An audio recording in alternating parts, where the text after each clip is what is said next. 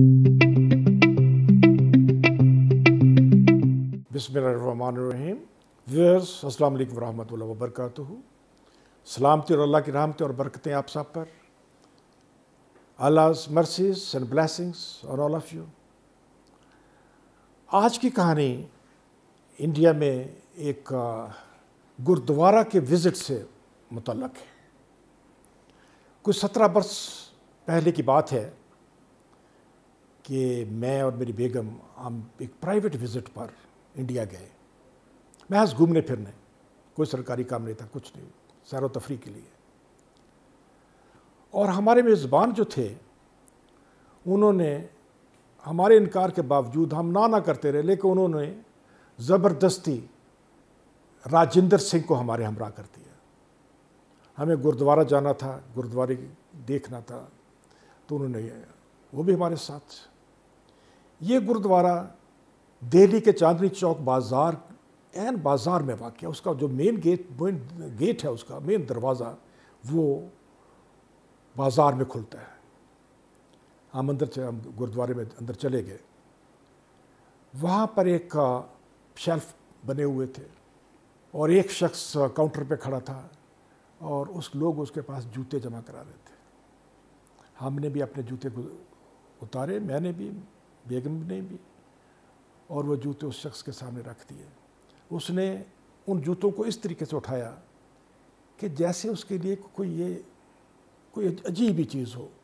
میں متبرک کا لفظ استعمال نہیں کرنا چاہتا, لیکن اس کا رویہ ایسا تھا کہ جیسے یہ کوئی پتہ نہیں کیا چیز ہے.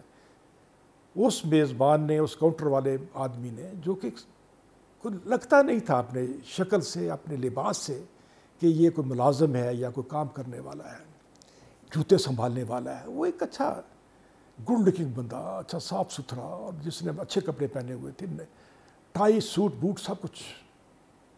جب ہم نے اس کو جوتے اس کے سامنے رکھے, اس نے ایک جوتا ایک ہاتھ میں اٹھایا, دوسرا دوسرے میں اٹھایا, اور بڑے احترام کے ساتھ ان کو اکٹھا کر کے شیلف کے اندر رکھ دیا. بیگم صاحبہ نے اتارا, اس نے اس کے ساتھ بھی ویسے ہی رکھ دیا. ہم پاکستان کی ٹرینڈ, اس سے پوچھا بھائی کوئی ٹوکن شوکن بھی تو دو. اس نے کہا مہاراج آپ فکر نہ کریں, یہ آپ کی امانت ہمارے پاس, جب آئیں گے آپ کو مل جائے گی. ہم اندر چلے گئے. راجندر نے بھی کہا کہ مہاراج فکر نہ کریں, جوتا نہیں, جوتا محفوظ ہے آپ کا. ہم راجندر کے ساتھ اندر چلے گئے. وہ ہمیں مین ہال میں لے گیا جہاں گربانی ہوتی ہے, جہاں وہ سازوں کے ساتھ کلام پڑھتے ہیں. جب ہم وہاں پر گئے, ہم نے وہ کچھ دیر وہاں بیٹھے اور اسے سنا. ہمیں تو فی الحقیقت وہ ایسے ہی لگا کہ جیسے یہ قوالی کی محفل اور کوئی قوالی ہو رہی ہے. تھوڑی دیر بعد ہم واپس نکلے تو ہم ڈائننگ ہال کے پاس سے گزرے تو دیکھا کہ وہاں پر بہت سارے برتن جمع ہیں, بڑی دیگیں, پراتے ہیں, اور بڑے اور لوگ اس کو صفائی کر رہے ہیں. تو ایک شفٹ کھانے کی چل رہی تھی. راجندر نے کہا مہاراج یہ شفٹ ابھی ختم ہوتی ہے 4-5 منٹ کے اندر, تو پھر ہم دوسری شفٹ میں اندر جائیں گے. تو ہم انتظار میں بیٹھ کے وہاں بیٹھے. ہم نے یہ دیکھا کہ سامنے بڑی باوقار اور قسم کی عورتیں جنہوں نے بہت اچھے لباس پہنے ہوئے ہیں, زیورات سے لدی ہوئی ہیں, وہ جھوٹے برتن وہاں انتہائی خضوع و خشوع کے ساتھ وہ صاف کر رہی تھی. بڑی بڑی دیگیں جناب صاف کر رہی تھی. تو راجندر نے بتایا کہ وہ خاتون جو بازو چڑھائے دونوں ہاتھوں سے دیگ مانج رہی ہے, وہ نابے کی مہارانی ہے. اور پھر بتایا کہ وہ خاتون نیلے لباس والی جس نے سر پہ دوپٹہ باندھا ہوا ہے, وہ کمشنر انکم ٹیکس ہے. اور تیسری کے بارے میں بتایا کہ وہ جو پرات کے ساتھ مصروف ہے اور اس کو رگڑ کر مانج رہی ہے, وہ پٹیالے کی ایک بہت معروف صنعت کار ہے. یعنی اس قسم کے لوگ, امیر اور کھاتے پیتے لوگ, وہ یہ کام کر رہے تھے. انہوں نے کہا کہ یہ دراصل سیوا کرائی ہے، اسے ہم سیوا کرائی کہتے ہیں۔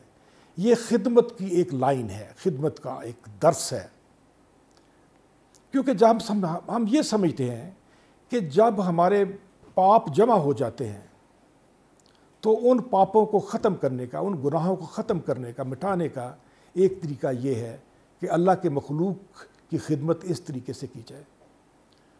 اور کھانے کے بارے میں انہوں نے کہا کہ یہ تو سبھی مذہب جو ہے اس کے کھانا کھلاتے ہیں اور اس کو اچھا سمجھتے ہیں۔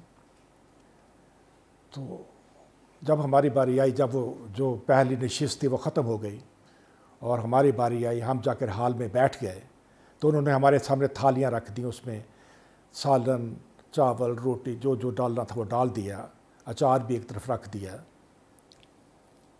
اور پھر روٹیاں تقسیم کر رہا تھا ایک شخص، اور وہ ہر بندے کو وہ روٹی دے رہا تھا خود۔ جب میرے پاس آیا تو اس نے روٹی میرے سامنے کی تو میں نے روٹی پکڑنے کے لیے ہاتھ کیا۔ اس نے کہا سرکار ایسے نہیں، دونوں ہاتھ کریں۔ جب میں نے دونوں ہاتھ کیے تو اس نے روٹی میرے ہاتھوں پر رکھ دی اور ساتھ یہ بھی کہا کہ یہ اللہ کا رزق ہے، یہ اللہ کا نور ہے، اس کا بڑا مرتبہ ہے۔